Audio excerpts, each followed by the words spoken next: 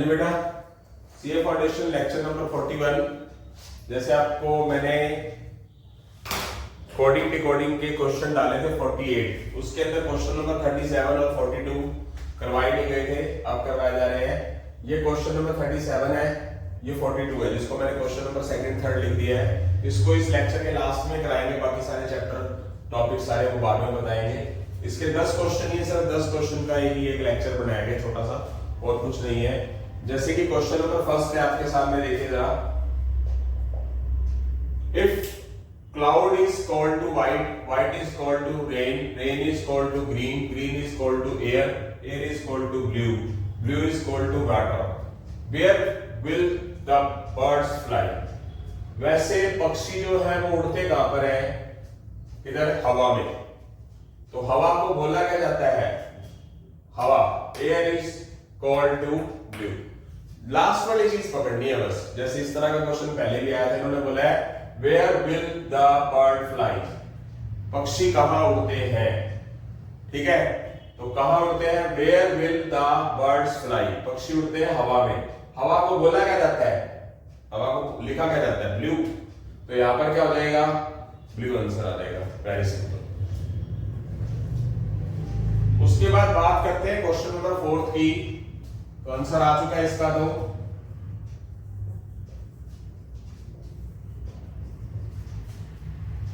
Question number 4 की बात करते हैं। Certain language MYSTING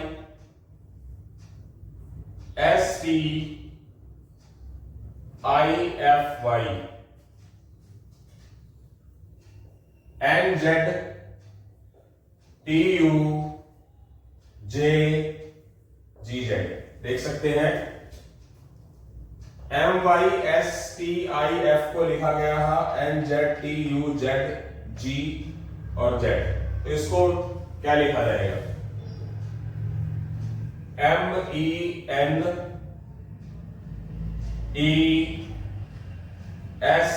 MENESIS। इसको ये लिखा जाता है, इसका कोड ये है। इसको क्या लिखा जाएगा? देख सकते हैं। तो M के तुरंत बाद N है, देख सकते हैं।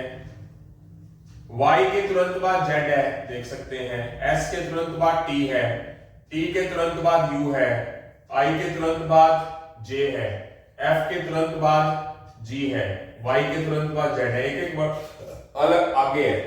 तो M के तुरंत बाद क्या लिखेंगे हम? N। E के तुरंत बाद क्या है हमारे पास? Next F। N के नेक्स्ट टाइम क्या है? O। E के नेक्स्ट टाइम में क्या है? F। S के नेक्स्ट में क्या है? T। I के नेक्स्ट में क्या है हमारे पास? J। और S के नेक्स्ट में क्या है हमारे पास? T।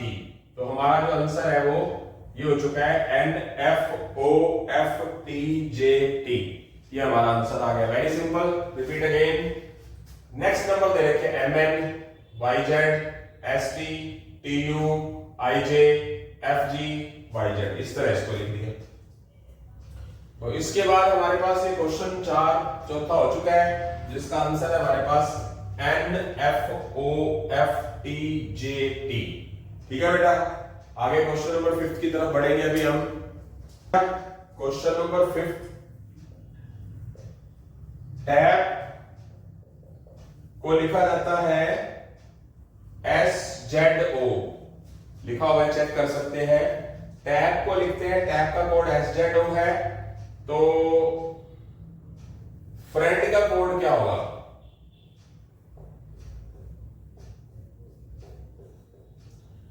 तो देखते हैं। P के तुरंत पहले S है, एक कम। तो एक से A से भी एक पहले Z है, ये भी एक कम है। और P से एक पहले O है, मतलब बैक होता जा रहा है। देखो जरा, T से पहले क्या है? S। A से पहले क्या होगा? Anti clockwise Z। एक कम ही हो गया। P से एक कम क्या है? O। यानी कि ये जो कोड है रिप्रेजेंट करते हैं कि एक पीछे पीछे वाले पार्ट लिखे जाएंगे। तो F से पहले क्या आ जाएगा? E। R से पहले Q। I से पहले H। E से पहले D। N से पहले M और D से पहले C। तो हमारा जो आंसर होगा इसका वो आएगा EQHDMC। ये ऑप्शन के अंदर, ये बिना ऑप्शन के है, तो ऑप्शन के अंदर जो आंसर आएगा वो ये लिखा जाएगा। ये जो क्वेश्चन ऑप्शन में नहीं है, ये एग्जांपल है सीए फाउंडेशन की बुक के। आप देख सकते हैं सीए फाउंडेशन की बुक के कोडिंग डिकोडिंग के सारे एग्जांपल और सारे क्वेश्चन कराए हैं, और उसके अंदर तकरीबन सिर्फ मुश्किल से 25 एक क्वेश्चन है टोटल मिला के विद एग्जांपल। पर मैंने क्या किया, पहले पार्ट में 48 क्वेश्चन और अब 10 58 और 2 ये वाले, तो माइनस कर दिया जाए तो टोटल 56 क्वेश्चन डाले हैं मैंने टोटल मिला के। उसके अंदर सीए फाउंडेशन की बुक में सिर्फ 25-26 क्वेश्चन ही है, ज्यादा नहीं है। तो इसके बाद हम क्वेश्चन नंबर 6 की तरफ बढ़ते हैं। समझ आ गया होगा ये। क्वेश्चन नंबर 6 की तरफ बढ़ेंगे। क्वेश्चन नंबर 6 क्या हमारे पास, मेंशन, MENTION,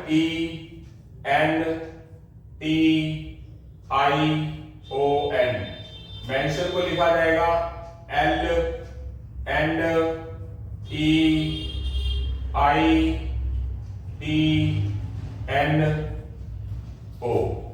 तो प्रेजेंट को क्या लिखा जाएगा, PRESENT,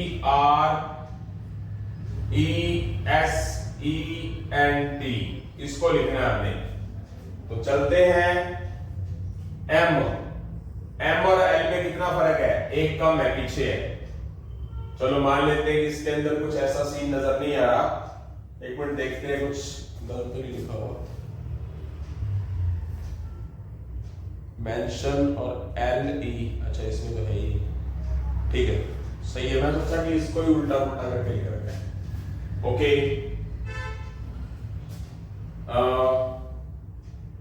इसमें एक देखने वाली चीज है, इस ON को NO ही लिखा हुआ है, और IT को TI को IT लिखा हुआ है, चेक कर सकते हैं। और EN को NE लिखा हुआ है, चेक करिए जरा। M को L लिख दिया बढ़ा के, समझ गए? मतलब इन्होंने ना ENTION और NEITNO ये तो वर्ड मिलते जुलते थे, बट M और L जो है वो अलग अलग है। M के तुरंत पहले एक वर्ड लिया, तो यानी कि क्या करेंगे, P से जस्ट पहले कौन सा लेंगे, P से जस्ट पहले वो ले लेंगे। बट अब क्या करेंगे, जैसे इन्होंने 2 वर्ड EN लिखा है, EN को NE लिख दिया, तो RE को क्या लिख देंगे, ER। आगे वाले 2 वर्ड को क्या लिखा, यहां पर TI को IT लिखा, तो SE को क्या लिखेंगे, ES। अगर यहाँ ON को उल्टा करके NO लिखा है, तो NT को क्या लिखेंगे, EN। तो ये हमारा आंसर आ चुका है। बहुत अच्छा क्वेश्चन था कि एक अक्षर आप पीछे करके लिखा हुआ है, तो P से पहले क्या आएगा, हमारे पास O आ जाएगा। बाकियों को इन्होंने पेयर के अंदर उल्टे करके लिखे हैं, क्या, EN का NE लिख लिया, तो यहाँ पर RE का क्या हो जाएगा, ER हो जाएगा। TI का IT लिख लिया, तो यहाँ पर SC का ES हो जाएगा। यहाँ ON का उल्टा NO लिख लिया, तो NT का उल्टा TN हो जाएगा। तो इसका मतलब जो हमारा आंसर है वो आएगा OERESTN। ये हमारा ऑप्शन के अकॉर्डिंगली आ जाएगा, ये आंसर है हमारा। आई होप सो समझ आ गया होगा। इसका जो कोड है वो ये माना जाएगा। यहां से हमारे क्वेश्चन हो चुके हैं 6। 7वें क्वेश्चन की तरफ बढ़ेंगे बेटा। हाँ जी बेटा, क्वेश्चन नंबर 7 की तरफ बढ़ रहे हैं। Carrom, CARRON BZQQML। तो हॉर्स को क्या लिखा जाएगा, C के जस्ट पहले B है, एक कम है, C से जस्ट पहले, और A से जस्ट पहले एक कम है, Z। R से जस्ट पहले Q है, R से जस्ट पहले Q, O से जस्ट पहले एक कम N है, एक कम हो रहा है, M से जस्ट एक पहले N है। तो सभी जो है वो क्या हुए हैं, किसके अकॉर्डिंगली किए गए, कम करते गए एक, यानी कि एक नंबर पीछे वाला लिखा गया। तो H से एक पहले क्या होगा, क्या आएगा, H से पहले। अब क्या आएगा हमारे पास, अगर इसको C को ये लिखा गया है, तो यहां पर क्या आएगा हमारे पास, इसको आगे की तरफ लेके चलेंगे। क्वेश्चन क्या लिखा है इन्होंने, कैरम इज BZQQNL। तो हॉर्स क्या होगा, अगर मैं H को लेके चलूंगा तो H से पहले क्या आएगा मेरे पास G, और O से पहले क्या आएगा मेरे पास, O से पहले N, और R से पहले क्या आएगा मेरे पास Q, S से पहले मेरे पास क्या आएगा R, और E से पहले मेरे पास क्या होगा D। तो ये आंसर आ जाएगा। ठीक है बेटा, यानी कि कैरम का जो कोड है वो ये है, तो हॉर्स का कोड क्या होगा, हॉर्स का कोड आएगा GN, मतलब एक एक कम कर रहे हैं तो यहाँ पर भी एक एक क्या कर देंगे, कम कर देंगे। कई बार ऐसा भी आ जाता है कि एक एक कम करके चले, इसको कम में चले तो आंसर के अंदर ये वाला ना हो, ज्यादा वाला दे देते हैं। तो H से आगे कौन सा होगा I, O से आगे वाला कौन सा होगा P, R से आगे वाला कौन सा होगा S, S से आगे वाला कौन सा होगा T, और E से आगे वाला कौन सा होगा F। ये भी आंसर में दिया हो सकता है, ये भी दिया हो सकता है और ये भी दिया हो सकता है। आई होप सो समझ आ गया सभी को। इसी के साथ क्वेश्चन नंबर 8 की तरफ बढ़ रहे हैं। In a certain language A is equal to 1, B is equal to 2, यानी कि A को अगर हम 1 लिखते हैं, B को अगर हम 2 लिखते हैं, और and so on, A I C C I, इसको क्या लिखा जाएगा, A 1 को रिप्रेजेंट कर रहा है और B 2 को रिप्रेजेंट कर रहा है। इसको मतलब इतना बड़ा वर्ड है, इसको जोड़ देंगे। A की वैल्यू 1 होती है, I की क्या है 9, C की क्या है 3, C की 3, I की 9, कितना हो गया 10, और 12 22 और 3 25। तो इसका जो आंसर आ गया A I double C I का, A 1 को रिप्रेजेंट कर रहे हैं, B 2 को रिप्रेजेंट कर रहे हैं, तो A I double C I को क्या लिखा जाएगा, इन सब के अल्फाबेटिकल के अकॉर्डिंगली न्यूमेरिकल नंबर लिख दो और उनको जोड़ दो, वो आंसर आ गया। आंसर क्या आएगा इसका ऑप्शन के हिसाब से 25।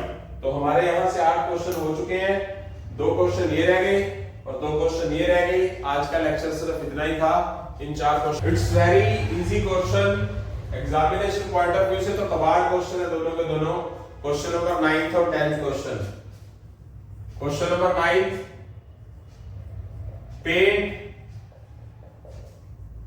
पेंट को लिखा जाता है 74128, और एक्सेल को क्या लिखा जाएगा,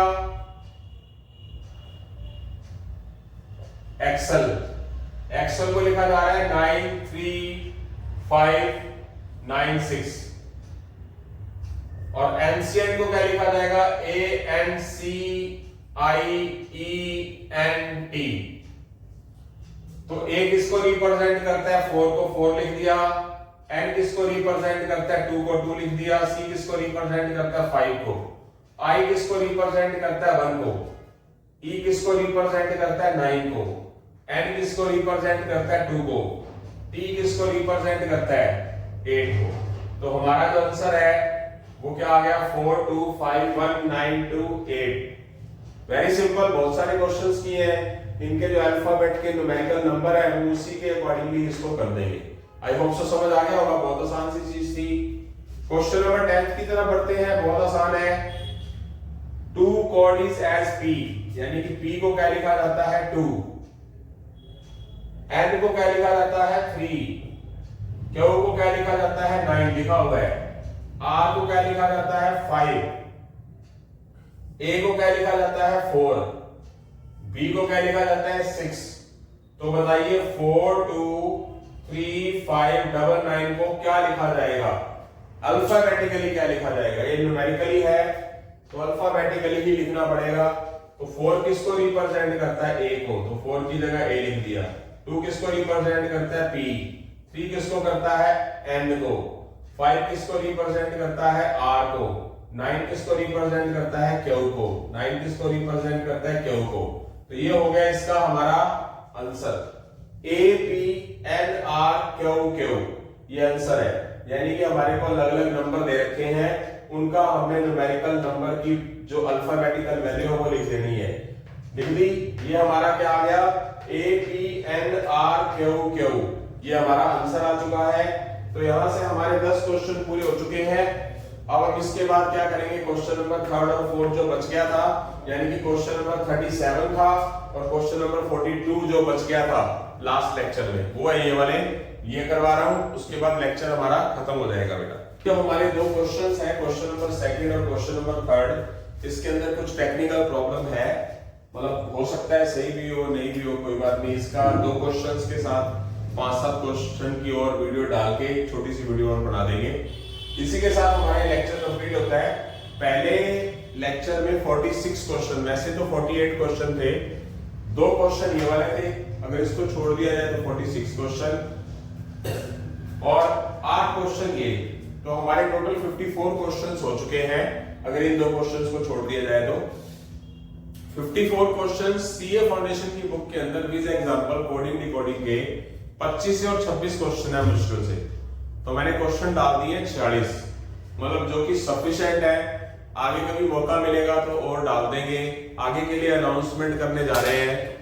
आगे एक आपका इंटीग्रेशन और डेरिवेटिव का एक लेक्चर रह चुका है, वो मार्जिनल कॉस्ट से related, average cost, marginal cost, derivative और इंटीग्रेशन, एक लेक्चर दोनों के पड़े हुए हैं। उसके 2 दिन के अंदर, आज मंडे है, ट्यूसडे और वेडनेसडे 2 दिन के बाद आपका मैथमेटिक्स ऑफ फाइनेंस स्टार्ट हो जाए। ठीक है,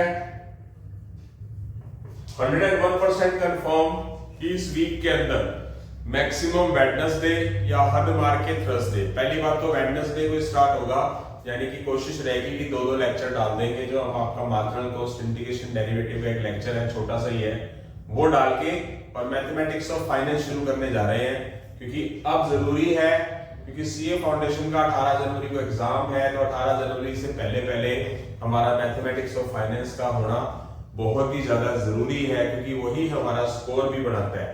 पर सिर्फ वही स्कोर बनाता है, वो वहम है स्टूडेंट का कि अगर वही स्कोर बना देता तो स्टूडेंट कब से टेस्ट क्लियर कर लेते। तो इसी के साथ ही हम अलविदा लेते हैं। जय हिंद, जय श्री राम।